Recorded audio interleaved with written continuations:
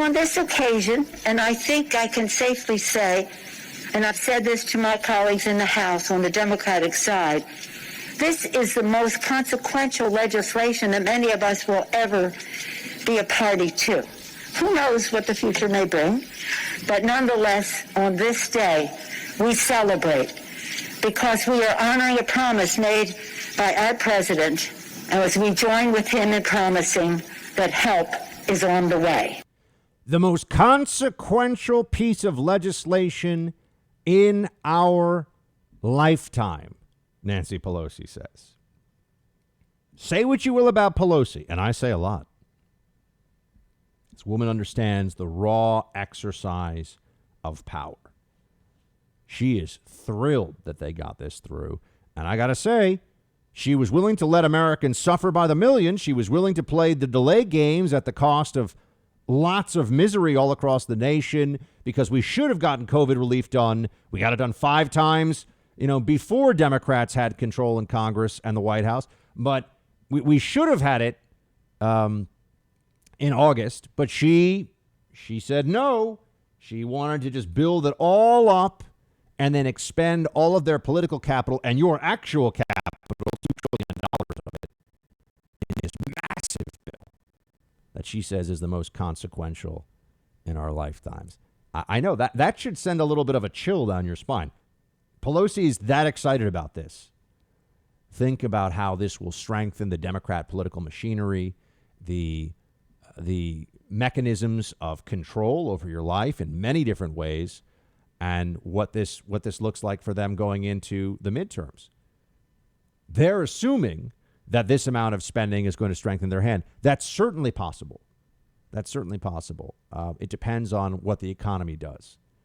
But this enormous amount of spending, I'm really worried that you're going to start to see real interest rates will rise, inflation will start to tick up, and governments are, once inflation gets beyond their control, guess what? It's beyond their control. There's not a whole lot they're going to be able to do. And that is so damaging for particularly people that are wage earners in the middle class. So we'll see what this does. We'll see how this plays out with the economy. I think that it's going to work out if you want to understand the trajectory of the Biden administration, what is its trajectory right now, just look at the first 4 years of the Obama administration. Came in during a crisis, stinks to be you Republicans. We're in charge. Shut up. Get out of the way. They pass $1 trillion. They go for Obamacare. Now you see what's going on right now?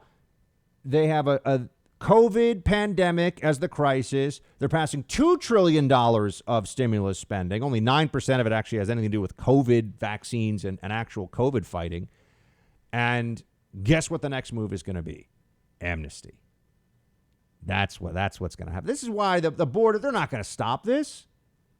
And you know what they're going to say? They're going to get Republicans. They're going to twist their arms. They got the media all in their pocket, and they're going to get Republicans to say, you know what? We can't. What are we really going to do, guys? We'll make a deal with the Democrats that will go for a pathway to legalization. We won't call it citizenship, and we'll do it in exchange for aggressive enforcement mechanisms at our southern border, which are never going to happen.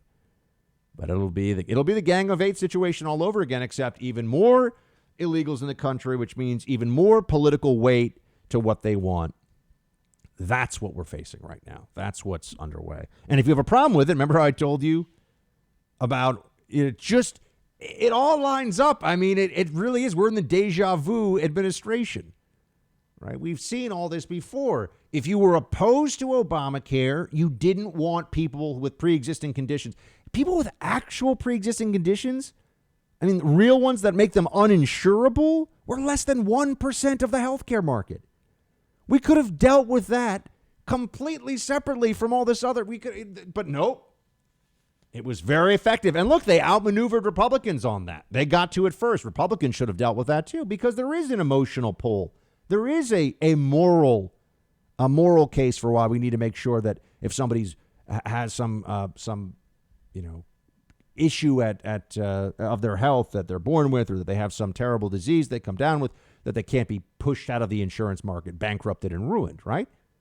And the way insurance companies were sometimes throwing people off and essentially just protecting their profits at the expense of decency in a dishonest way, that needed to be dealt with. Wasn't dealt with. We still don't really know what the Republican health care plan is. I'm just going to say it.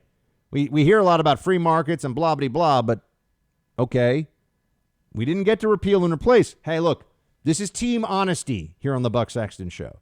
You know, there'll be other people that are still, they're just desperately chasing after the Trump train now. Everything Trump did was amazing. Everything. That's not, there was great Trump stuff. There were shortcomings. There were misses. Okay. That's obviously what really happened. But there are people I know who are just Trump. I love it. Chase the train. You know, I want to get back on the Trump train as soon as I can. Because they don't really have anything to say. They don't really stand for anything. There were a lot of grifters in Trump world. We all know that too. You know that. I know that. But now we have to be the opposition. And it's not enough to just say, you know, oh, Trump released some statement from Mar-a-Lago and we're all going to repeat that on air and suggest that somehow is enough. No, we have to make these arguments. We have to stare reality in the face here and convince 51% of our fellow Americans in the electorate that there's a better way. There's a better choice. 50.001, whatever we got to do, but got to get an advantage. And that's our work between now and the midterms. We have a mission here, friends. We have a quest we are on. This isn't just all, you know, talking about this stuff for the sake of, you know, intellectual discourse. No, we're trying to get power back. We're trying to win. And that means looking at what really happened and what really is going on in the country all around us. And things like the propaganda effect of having Democrats and having journalists out there saying that if you oppose this $2 trillion bill, you actually don't want Americans to get a $1,400 check. We need to call that stuff out, because you and I can sit here and say, oh, what cheap nonsense. That's not true. And Republicans wanted $2,000. By the way, Mitch McConnell, oh, what a disaster with the opposing $2,000 right before the Georgia Senate election. What idiocy. Yeah, don't worry. We're going to criticize Mitch McConnell here plenty, too. But here's a New York Times reporter talking about the $1,400 checks. And this is what the sheep will bleat in unison when anyone tries to say, wow, Democrats just spent another $2 trillion. This is really out of control. Play 5. Well, yeah, they voted against your $1,400 check. He didn't want you to have it. So I don't understand the political strategy here. I think perhaps they feel that by the midterms in 2 years that people have forgotten and there'll be something else they're thinking about. I just don't understand these votes. But again, they will take credit for it and hope that people forget. But I think that is one reason you're seeing this big effort by the Biden White House. I mean, this is going to go on for a month. Biden's going to Philadelphia this week or next week, and he's got the entire cabinet out, and it's just this blitz. They're going to delay the address to Congress by at least until April, because they're determined to sell this bill, which they are very pleased about. So again, I think the Republicans think that by 2022, the fall of 2022, people have forgotten about the bill and they can move on to something else. It is a mystery to me. Yeah.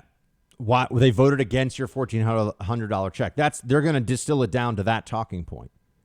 Even the Republicans wanted to do a check back in August. Here we are in March. Democrats, Pelosi leading the charge, refused to take action while people were suffering. While we went through the winter, the worst winter we had of COVID, right? Or the worst period of time, the worst 90 days was this winter. It was December, January, February was the worst COVID outbreak that we've ever gone through. And we had all these businesses closed. We had people who were running down their savings. The problem is journalists have actually done pretty well during this. If journalists had all lost their jobs, if they couldn't continue to work, trust me, we'd all be hearing about the economic devastation. But you know who's been economically devastated by this? Individual small business owners. They're the ones who have been devastated by this. Restaurant owners, people that own stores and shops. Not Amazon, they're fine. Not the Washington Post, which is owned by the CEO of Amazon or the founder of Amazon. No, they're doing just fine. So, of course, they were willing to sacrifice you. They were willing to advocate for you to continue to shelter in place and wear 2 masks, wear 5 masks, don't see anybody, wash your hands, all that stuff, because they were just sitting at home filing their reports, just echoing the propaganda of other corporate media outlets, putting their garbage out there online, getting their paycheck as usual. They had their health care. They're fine. Ordering from Uber Eats and getting all kinds of exciting food, because the journos all live in cities where there's a lot of food delivery options, of course. So the economic pain, that has not been covered. That the same with the economic pain of the destruction of businesses during the BLM riots. That was never a focus.